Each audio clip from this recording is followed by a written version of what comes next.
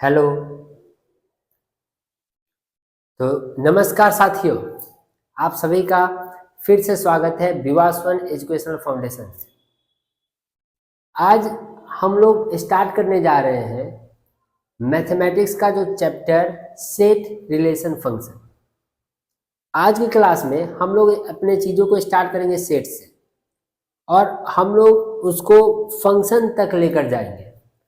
तो मेरा जो पढ़ाने का तरीका है उसके अकॉर्डिंग मैं आपको बताना चाहूँगा कि मैं सेट रिलेशन फंक्शन को एक ही एंटिटी में क्लियर करना चाहूँगा। खासकर जो एनडीए के एस्पिरेंट हैं उनके लिए, क्योंकि अगर हम एकेडमिक्स के बेसिस पर देखें तो सेट रिलेशन फंक्शन को क्लास 11 में भी पढ़ाया जाता है और क्लास 12 में भी पढ़ाया जाता है। लेकिन अब हम लोग इस तरह से चीज़ों को नहीं करेंगे। अब हम लोग क्लास 11 और 12 का जो एक कंबाइंड वर्जन होगा जिसमें कि सेट रिलेशन फंक्शन कंप्लीटली खत्म हो जाए, उस बेसिस पर हम लोग चर्चा करेंगे। तो ये लेक्चर आप लोग के लिए बहुत इंपॉर्टेंट होने जा रहा है, कुछ ज़्यादा ही इंपॉर्टेंट होने जा रहा है, क्योंकि सेट रिलेशन फंक्शन जो अपने पास टॉपिक है, ये टॉपिक का महत्व सिर्फ और सिर्फ एग्जामिनेशन के क्वेश्चन के लिए नहीं है। अगर आपको मैथमेटिक्स में अच्छा सा पकड़ बनाना है, अब खासकर हायर मैथमेटिक्स जो एनडीए एग्जाम में पूछी भी जाती है, उसमें अगर आपको अच्छा सा पकड़ बनाना है तो आपको ये 3 चैप्टर कंप्लीट होना चाहिए और इसका कनेक्टिविटी भी होना ही चाहिए।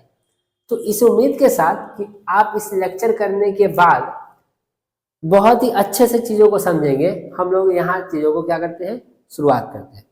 तो सबसे पहले तो मैं इन तीनों का डेफिनेशन कर दूँ, जहाँ जैसा कि मेरा आप स्टाइल बोल सकते हैं या मेरा आदत बोल सकते हैं कि मैं बिना डिफाइन किए हुए चीज़ों को नहीं रख सकता। तो अगर हम सेट रिलेशन फंक्शन को डिफाइन करें,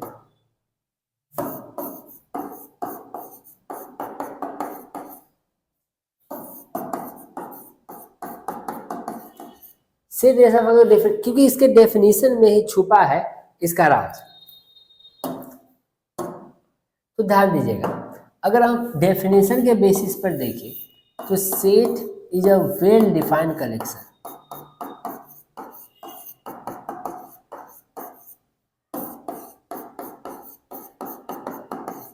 सेट क्या है?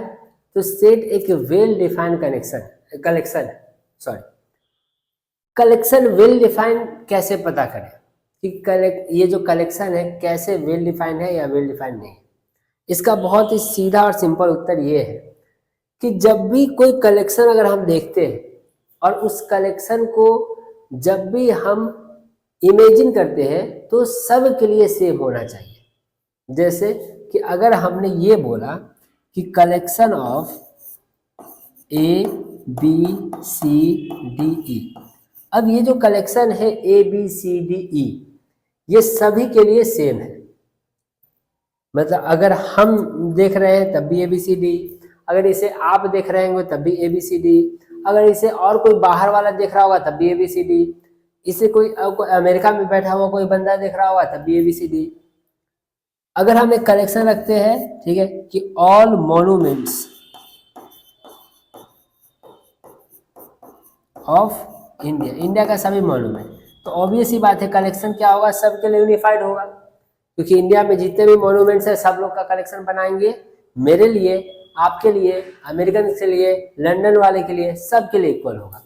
लेकिन जैसे ही हम बात करेंगे एक कलेक्शन का, एक कलेक्शन ऑफ बेस्ट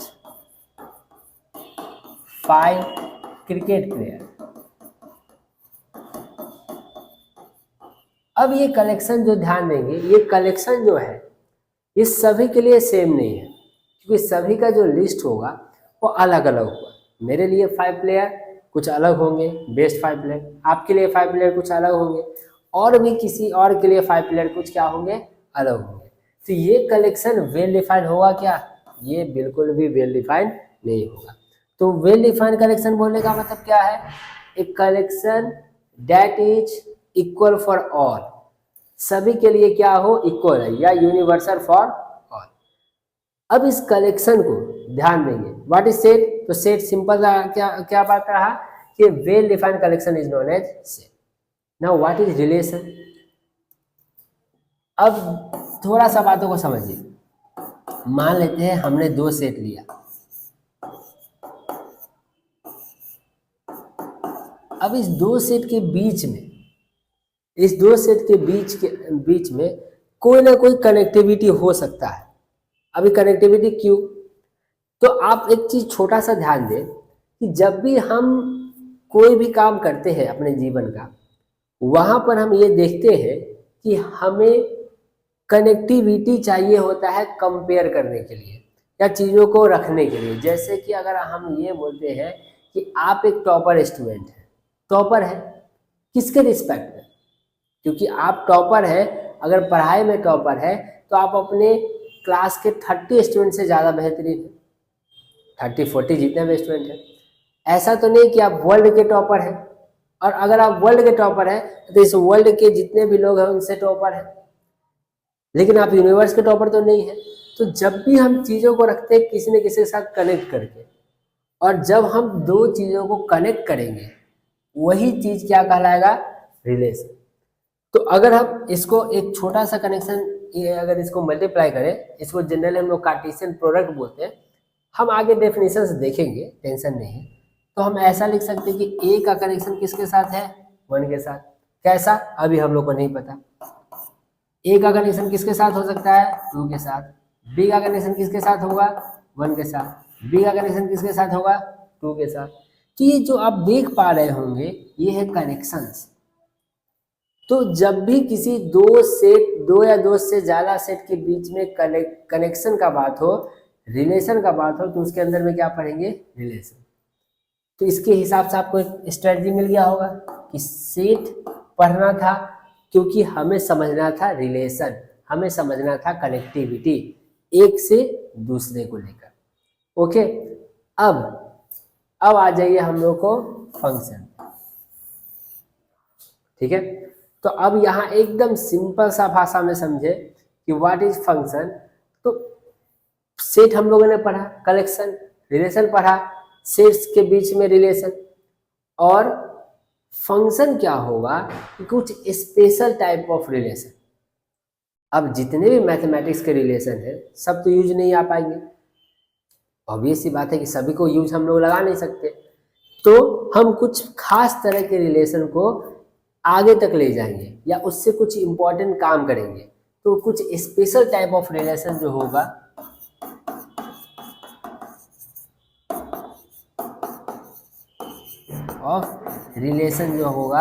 वही कहलाएगा फंक्शन।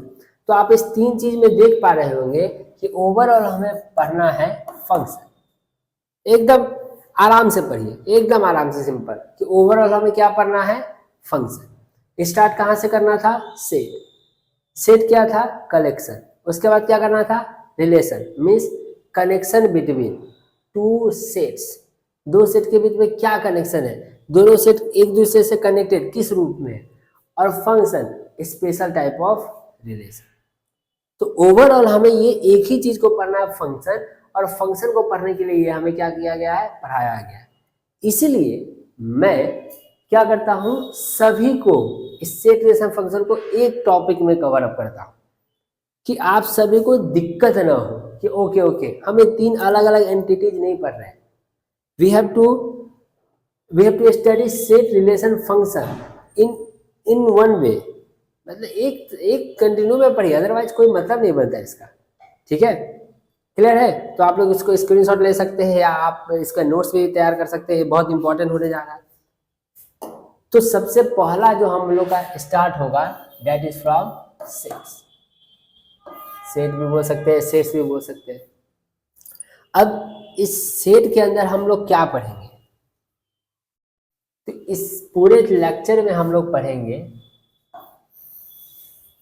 सबसे पहला इसका इंट्रोडक्शन, थोड़ा सा अच्छे से देंगे हम लोग। दूसरा क्या पढ़ेंगे, दूसरा पढ़ेंगे इसका इंटरवल्स।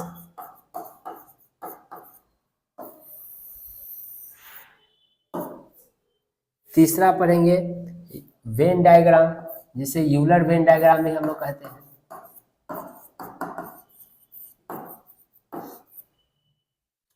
चौथा पढ़ेंगे इसका प्रॉपर्टीज, इस सेट के लिए प्रॉपर्टीज क्या है। और पांचवा पढ़ेंगे सम इंपॉर्टेंट रिजल्ट्स।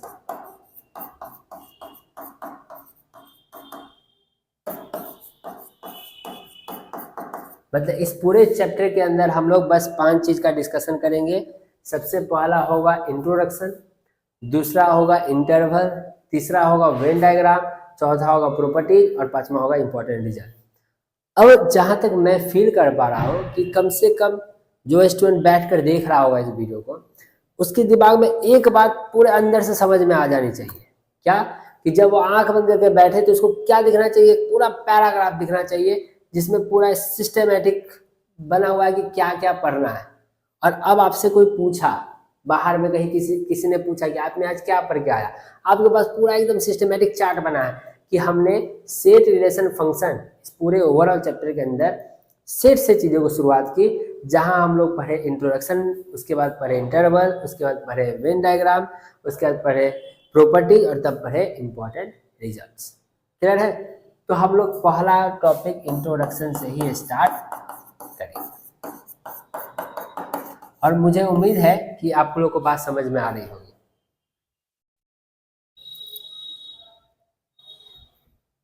देखिए, इंट्रोडक्शन में मैंने डेफिनेशन लिखाया कि set is a well defined connection, well defined collection. Well defined means equal for all. Well defined का मतलब equal for all. A well defined collection is known as set.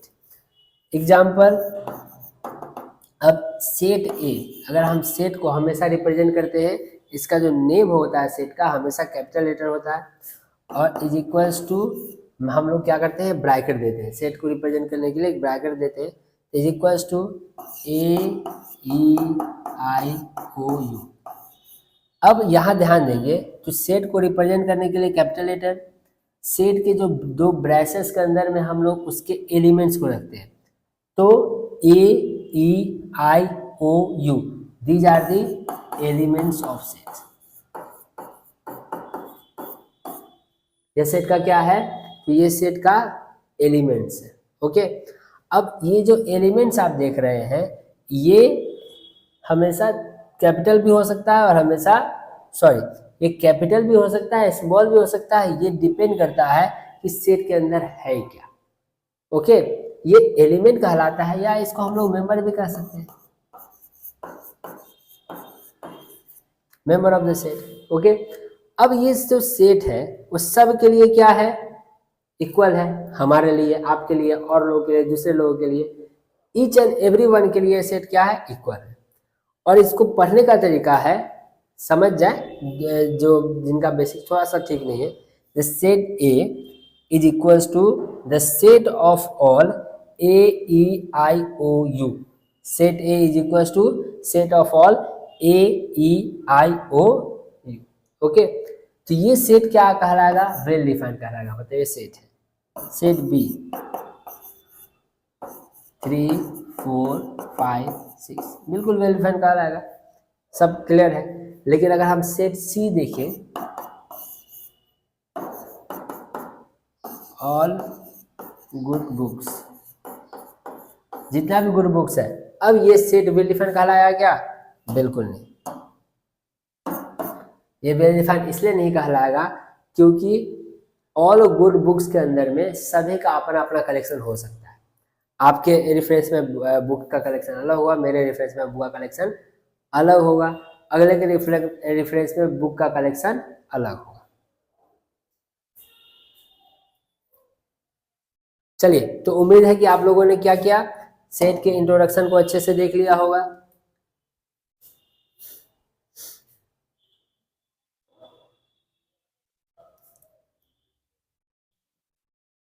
तो अब question यहाँ पर रहेगा रिप्रेजेंटेशन ऑफ सेट।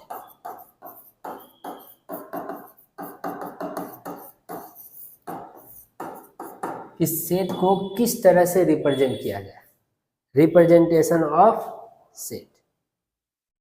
ओके, तो ध्यान देंगे रिप्रेजेंटेशन ऑफ सेट का जब भी बात करेंगे तो अभी हम लोगों ने जिस तरह से सेट को रिप्रेजेंट किया है तो बहुत लोग का मानना होगा बहुत आसान है। जैसे हम लोगों ने रखा A is equals to AEIOU, ये आसान है और सही तरीका है किसी भी सेट को रिप्रेजेंट करने का। सही क्या, बहुत बेहतरीन तरीका है कि सेट के जितने भी एलिमेंट है हम लोगों ने उस एलिमेंट को उसके बॉक्स के अंदर रख दिया, दैट्स इट। अब कुछ हम लोग करने की जरूरत नहीं। फिर सबसे बेस्ट तरीका है। फिर एक क्वेश्चन ये आता है कि क्यों, फिर क्या जरूरत है कि हम लोग सेट को एक तरीका से रिप्रेजेंट करने के अलावा भी दूसरे तरीका से रिप्रेजेंट कर रहे हैं। कोई जरूरत ही नहीं है क्योंकि हमारे पास तो एक रिप्रेजेंटेशन पता ही है। इस रिप्रेजेंटेशन को जनरली हम लोग किस नाम से जानते हैं, टेबुलर फॉर्म या रोस्टर फॉर्म। अब इस टेबुलर फॉर्म को रिप्रेजेंट करने, जब हम सेट को टेबुलर फॉर्म में रिप्रेजेंट कर रहे हैं तो फिर हमें क्या जरूरत है किसी दूसरे फॉर्म में रिप्रेजेंट करने की? हमें कोई जरूरत नहीं किसी दूसरे फॉर्म में रिप्रेजेंट करने की। लेकिन एक बात आप लोग दिमाग में जरूर बैठा लें, खासकर जो एनडीए के एस्पिरेंट है या वैसे स्टूडेंट जो क्लास 11 और 12 भी पढ़ते हैं, मैथमेटिक्स पढ़ रहे हो या किसी भी सब्जेक्ट को पढ़ रहे हो, कि इस दुनिया के अंदर में बिना जरूरत कुछ नहीं है। अभी अगर हम और आप वीडियो देख रहे हैं, जैसे मैं वीडियो बना रहा हूं और आप वीडियो देख रहे हैं, ये भी जरूरत पर ही डिपेंड करता है। आपको जरूरत है तो देख रहे हैं, हमें जरूरत है तो बना पा रहे हैं। अगर जरूरत नहीं होता तो क्या हम लोग नॉलेज के लिए बनाते? तो मेरा हिसाब जहां तक है नहीं। ओके, तो अगर हम यहाँ देखें कि एक तो रिप्रेजेंटेशन का तरीका टेबुलर फॉर्म हो गया, तो एक क्या जरूरत आन पड़ा कि दूसरा रिप्रेजेंटेशन का तरीका रहा। तो ध्यान दीजिए, दूसरा रिप्रेजेंटेशन का तरीका जो है उसे हम लोग कहते हैं सेट बिल्डर फॉर्म। अब यहाँ एक क्वेश्चन हम पूछना चाहते हैं कि किसी सेट के अंदर में 2 से लेकर 3 तक क्या है, किसी भी सेट के अंदर में 2 से लेकर 3 तक क्या है, रेशनल नंबर। जितना भी रेशनल नंबर है 2 से लेकर 3 तक वो क्या आपको मिलेगा, उस सेट के अंदर में मिलेगा। तो इस सेट में, और ये है rational number,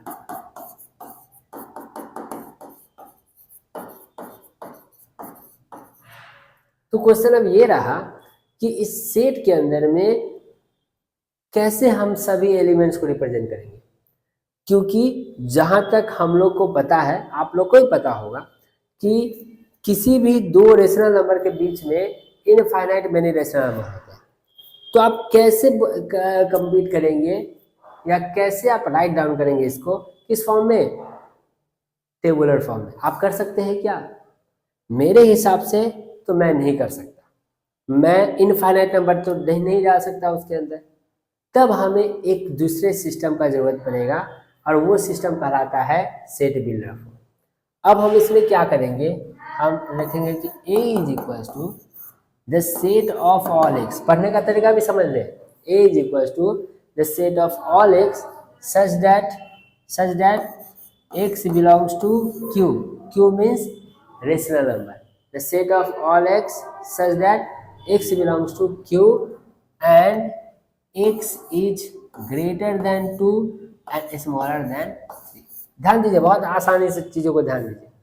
The set of all x such that x belongs to Q where x is greater than 2 and smaller than 3. इसका मतलब है कि जो x है वो 2 से बड़ा और 3 से छोटा है, और जितना भी नंबर है रेशनल नंबर है। बातें क्लियर हो गई?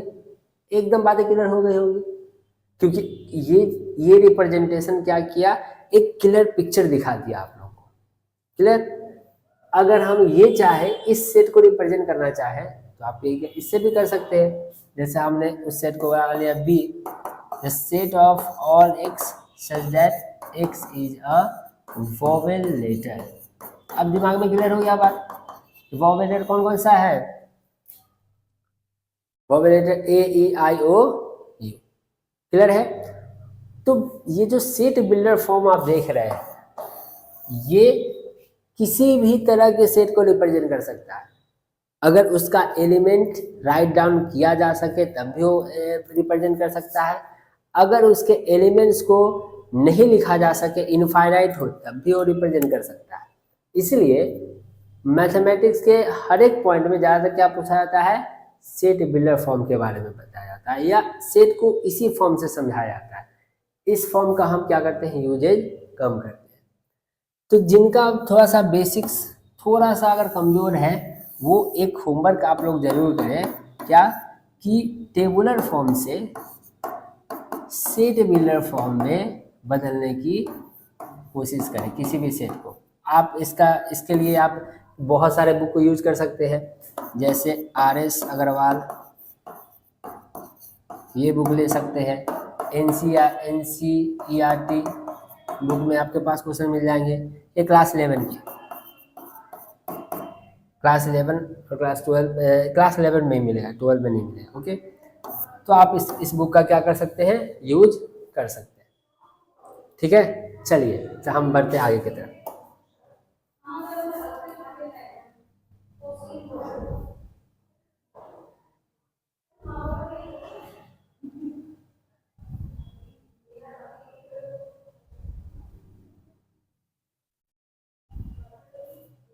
अब कुछ टाइप्स देख ले सेट का। ये टाइप्स बहुत ही कॉमन टाइप है, इसलिए बहुत ही टेंशन लेने की इसमें बात नहीं है, क्योंकि ये ऑन द बेसिस ऑफ हमारा प्लान के हिसाब से हम लोग टाइप बना लेते हैं। जैसे अगर हम लोग बोले वाला फाइनाइट सेट, अभी हम लोगों ने जस्ट चर्चा किया फाइनाइट सेट, इसका मतलब है कि सेट के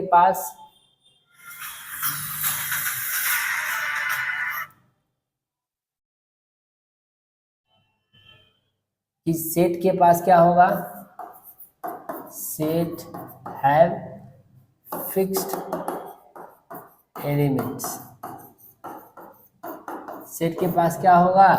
फिक्स एलिमेंट होगा, मतलब किसी भी सेट के पास जो एलिमेंट्स होगा वो फिक्स्ड होगा। दूसरा हम लोग को दिखेगा इनफाइनाइट सेट,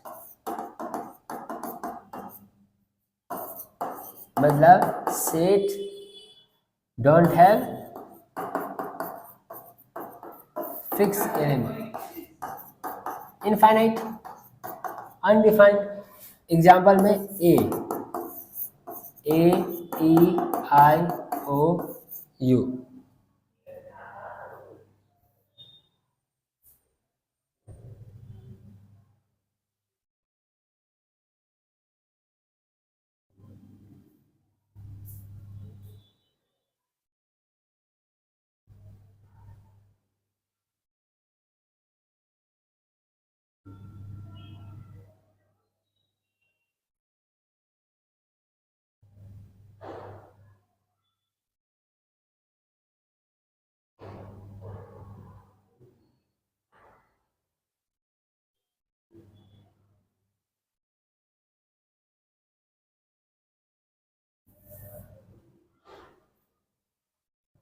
तो ए ई आई ओ यू ये क्या हुआ? ये हुआ फाइनाइट सेट, मतलब इसमें जितने भी एलिमेंट्स है वो क्या है, हम लोग को आइडिया है।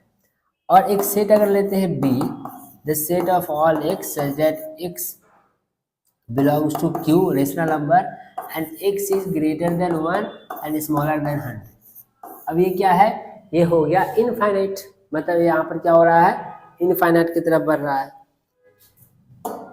दूसरा, ये सब छोटा टॉपिक है इसलिए मैं तेजी से करा रहा हूँ। Third number that is empty set, वैसा सेट जिसमें नो एलिमेंट्स, कोई एलिमेंट्स नहीं है। अब इस सेट का क्या जरूरत है? जब एलिमेंट्स नहीं है तो सेट का क्या जरूरत है? याद रखेंगे, जैसे जीरो, कुछ नहीं को हम लोग जीरो रिप्रेजेंट करते हैं, उसी तरह से किसी सेट में कोई एलिमेंट ना हो उसको हम लोग क्या करते हैं? एम्प्टी से रिलेट करते हैं, जिसको हम कहते हैं वाइड सेट, और इसको फाइव से हम लोग डिनोट करते हैं। ठीक है, क्योंकि ऑब्वियस ये बात है, मैथमेटिक्स में कुछ नहीं को भी तो हम लोग रिप्रेजेंट करते हैं जीरो। तो सेट जिसका कोई एलिमेंट ना हो उसको भी हम लोग क्या करते हैं, फाई से करते हैं। क्लियर है? उसके बाद अगर हम देखेंगे तो देखेंगे सिंगलटन सेट। सिंगलटन सेट, अब उम्मीद है कि आप लोगों को समझ में आ गया होगा। जिस सेट के पास क्या होता है, वन एलिमेंट्स आपको देखिए, वन एलिमेंट आपको दिखेगा। ठीक है, कोई भी एक सेट ले लेते हैं। ठीक है, इक्वल एंड इक्विवेलेंट सेट। अब ये यहां पर थोड़ा सा याद रखिएगा, इक्वल और इक्विवेलेंट। ठीक है, ये दोनों चीज को ध्यान में रखेंगे। इक्वल से जैसे हमने दो सेट लिया, एक सेट ए और एक सेट बी, इसमें हम देख पा रहे होंगे कि इसमें दोनों में एलिमेंट्स इक्वल है। पहले वाले में 1 2 3 है, दूसरे वाले में भी 3 1 2, मतलब 1 2 3 है। तो ये जो सेट कहलाएगा ये इक्वल। जब एलिमेंट्स इक्वल हो तो सेट क्या कहलाएगा, इक्वल कहलाएगा। लेकिन अगर हमने एक सेट लिया ए और एक सेट लिया बी, अब इस केस में देखेंगे थोड़ा सा डिफरेंस है। दोनों में इक्वल एलिमेंट्स नहीं है, लेकिन नंबर ऑफ एलिमेंट्स इक्वल है। जैसे इसमें कितने एलिमेंट्स हैं, 3, इसमें कितना एलिमेंट है, 3, जिसको हम लोग डिफाइन करते हैं एन ऑफ ए। कितना, 3। एन ऑफ ए मतलब number of element in set A, n of B मतलब number of element in set B. दोनों में 3 है, तो ये ए और बी एक दूसरे का क्या कहलाएगा, इक्विवेलेंट सेट कहलाएगा। क्लियर हो गया? कोई प्रॉब्लम? चलिए, कोई प्रॉब्लम हो तो आप लोग कमेंट कर सकते हैं। उसके बाद हम लोग देखते हैं कि जब भी हम लोग किसी भी सेट को या फाइनाइट सेट को जब हम लिखते हैं तो उसके अंदर क्या होता है, कुछ नंबर ऑफ मेंबर्स होते हैं। जैसे हम लोगों ने अभी जस्ट दिया एन ऑफ ए, और एन ऑफ ए 1 यहाँ पर 9 है। ये जो एन ऑफ ए 9 है, इसी को हम बोलते हैं कार्डिनलिटी, सेट का कार्डिनलिटी। तो जब भी कोई फाइनाइट सेट होगा उसका कार्डिनलिटी क्या होता है, उसका नंबर ऑफ एलिमेंट्स या नंबर ऑफ मेंबर्स, उसके कार्डिनलिटी सेट होते हैं। ठीक है, तो हम लोगों ने क्या क्या सेट है ये तो समझ लिया आसानी से। अब हम लोग आज के इस लेक्चर में एक लास्ट टॉपिक करेंगे जो होगा इंटरवल। तो इस 5 टॉपिक में आज हम लोग दो टॉपिक को क्या करेंगे, एक्सप्लेन करेंगे। पहला टॉपिक हम लोगों ने इंट्रोडक्शन कर लिया, दूसरा टॉपिक जो होगा वो होगा इंटरवल। इंटरवल को समझने के लिए बस सीधा आप 4 डायग्राम लगा लीजिए और चीजों को समझ जाइए, एकदम सीधा डायग्राम। अब देखिए ध्यान से, पहले मैं सब इंटरवल को राइट डाउन कर देता हूं, आप भी लोग राइट डाउन कर लीजिए।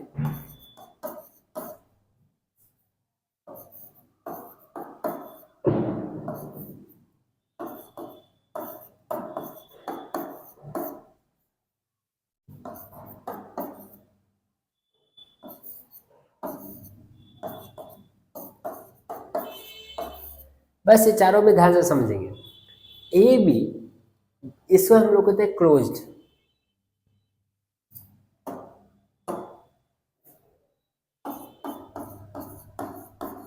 ये क्लोज इंटरवल। क्लोज इंटरवल का मतलब कि ये जो x है वो a या a से बड़ा, x का वैल्यू क्या है, a या a से बड़ा, और b या b से कम। इसका मतलब यहाँ a और b दोनों क्या है, इंक्लूडेड है। तो अगर हम इसको डायग्राम के हिसाब से देखें और a और b ये है, तो इस बीच में जितना भी एलिमेंट्स है वो सब है, इस बीच में जितना एलिमेंट इंक्लूडिंग दैट a और b।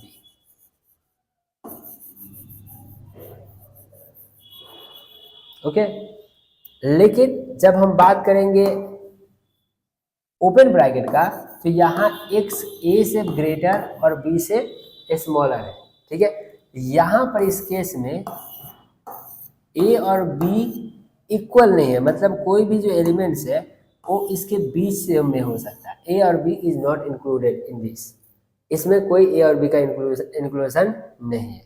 फिर अगर हम बात करते हैं इस वाले में इसको हम बोलते हैं ओपन ब्रैकेट। इसको हम लोग एक और तरह से डिनोट कर सकते हैं ए बी, ओके, उल्टा क्लोज ब्रैकेट, ओके। अब यहाँ पर हम देखते हैं यहाँ का मतलब, देखिए इधर क्लोज्ड है, इसका मतलब A greater equal than A and smaller than B. इसका मतलब ये जो पॉइंट है ए के इंक्लूडिंग है, बी से इंक्लूडिंग नहीं है, तो हम लोग कैसे रिप्रेजेंट करेंगे इन चीज़ों को? ए से इंक्लूडिंग है मतलब ये पार्ट इंक्लूड है, ये पार्ट इंक्लूड नहीं। क्लियर हो गया? इसको बोलते हैं सेमी ओपन, सेमी ओपन, ठीक है।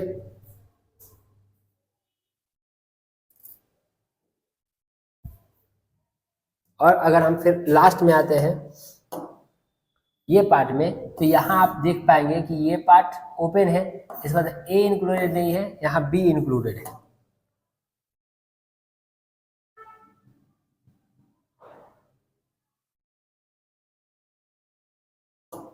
तो बी इंक्लूडेड है, इसका मतलब बी इंक्लूडेड है, ओके। अब हम अगर इसको सेट के लैंग्वेज में लिखते हैं तो जल्दी से देख लेते हैं। The set of all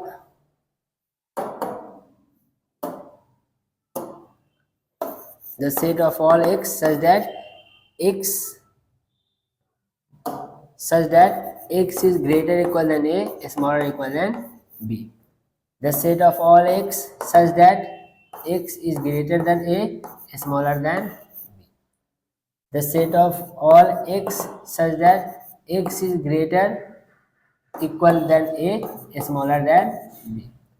The set of all x such that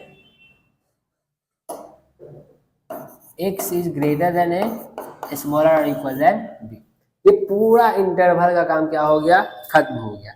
अब अगर हम एक एग्जांपल छोटा सा जल्दी ले लें, तो अगर ब्रैकेट में 2 3 लगाएं, इसका मतलब कोई भी ऑब्जेक्ट किससे बड़ा है? 2 या 3 दोनों इंक्लूडेड है, 2 भी है 3 भी है, इन बीच में सभी है। किसी भी ओपन ब्रैकेट में दे 2 3 का, तो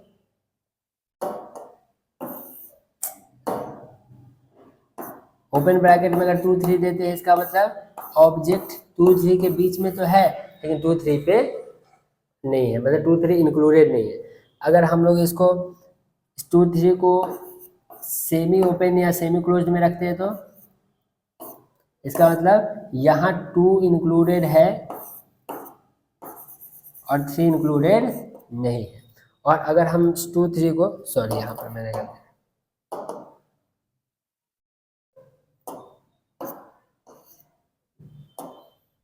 2 और 3, और अगर हम लोग 2 3 को इस ब्रैकेट में रखते हैं, इसका मतलब यहाँ पर 3 इंक्लूडेड है, 2 इंक्लूडेड नहीं, ओके। तो ये पूरा इंटरवल का सिस्टम है। तो आज आप लोगों ने पढ़ा 2 चीज के बारे में। सेट में पढ़ लिया आप लोगों ने, एक इंट्रोडक्शन कि सेट होता क्या है और सेट का कुछ टाइप क्या है। दूसरा आप लोगों ने पढ़ा इंटरवल के बारे में। अब आप लोग इससे क्या करेंगे, जाकर क्वेश्चन, रिलेवेंट क्वेश्चन को सॉल्व आउट करेंगे। रिलेवेंट क्वेश्चन अगर आपको चाहिए तो आप RS अग्रवाल बुक क्लास 11 का यूज कर सकते हैं, या एक बुक है मॉडर्न ABC, ज़्यादा क्वेश्चन चाहिए तो, या आप बुक RD शर्मा एक्सेप्ट, और सब और बहुत बुक है, आप यहाँ से जाके क्या कर सकते हैं, क्वेश्चन को सॉल्व कर सकते हैं। उम्मीद है कि आप लोगों को जो ये लेक्चर है अच्छे से समझ में आया होगा, और जो हम बताना चाह रहे हैं वो आप लोगों को मैंने क्लियर कर दिया होगा। चलिए, इस उम्मीद के साथ कि आप लोग अच्छे से टॉपिक को कवर अप करेंगे, हम लोग मिलते हैं मिलते हैं नए लेक्चर में सेट रिलेशन फंक्शन के अगले पार्ट में। तब तक के लिए जय हिंद, जय भारत।